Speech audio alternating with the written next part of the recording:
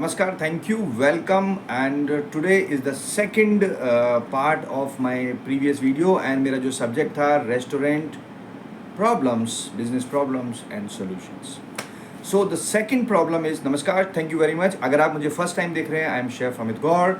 I am from India. I am a consultant. I am a restaurant consultant. I am a chef consultant, and we do recruitment and we do menu planning, kitchen planning, all those plannings and all. अपनी marketing मैंने कर दी है. अब मैं subject पे आता हूँ.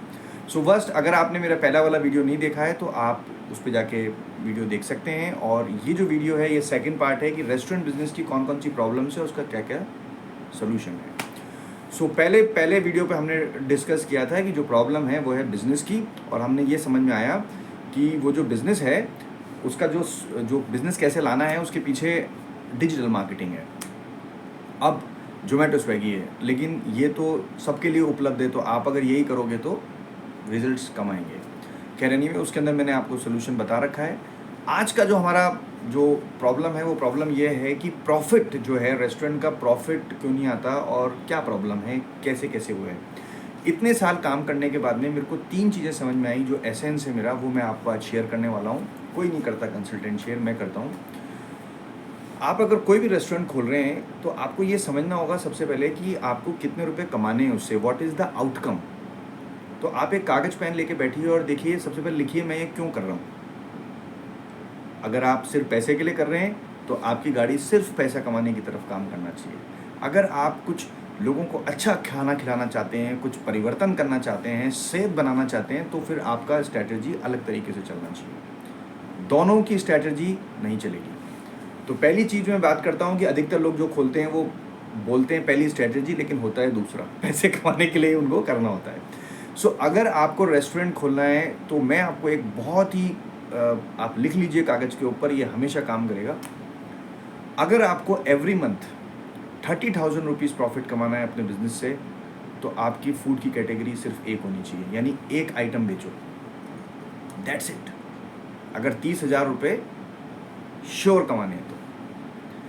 अगर आपको महीने के 1,00,000 रुपये कमाने हैं तो आपके पास एक ही आइटम होना चाहिए और उसी आइटम के मल्टीपल कैटेगरी होनी चाहिए. जैसे कि चाट, एक कैटेगरी है चाट, गोलगप्पे, पानी पूरी, और कैटेगरीज 8 तरीके का पानी, 10 तरीके का पानी, 20 तरीके का पानी. 1,00,000 रुपये महीने कमाओगे. बर्गर, एक ही बर्गर, फिर उसके बाद चिकन बर्गर, वेज बर्गर, ये बर्गर, वो बर्गर, यानी एक कैटेगरी मल्टीपल कैटेगरी. आप अगर महीने के 1,00,000 प्लस कमाना चाहते हो तो आपकी कैटेगरी होनी चाहिए 2, और उसकी कैटेगरी होनी चाहिए, सब कैटेगरी भी होनी चाहिए, जैसे south Indian and north Indian. That's it. तो आपके साउथ इंडियन के मेन्यूज़ होने चाहिए और नॉर्थ इंडियन के मेन्यूज़ होने चाहिए. That's it. अगर आपको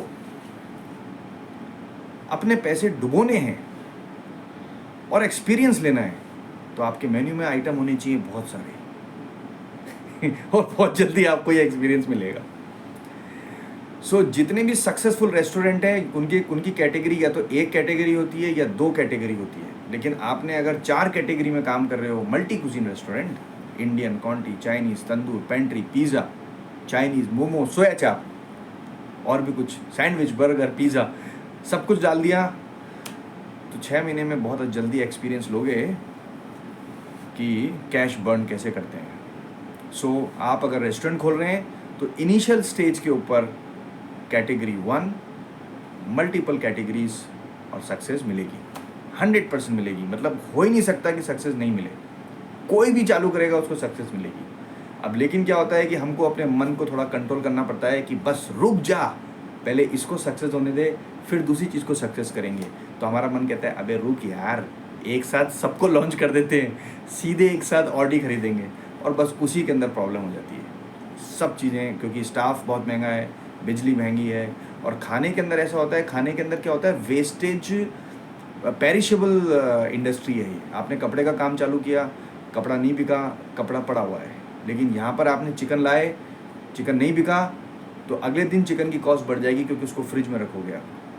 3 दिन के बाद चिकन बोलेगा अच्छा मैं चलता हूँ, मुझे विदा करो डस्टबिन में डालना पड़ेगा, और वो जो चिकन 100 रुपये का लिया था वो 200 रुपये का हो चुका होगा. So that is the essence of this industry, but people don't understand.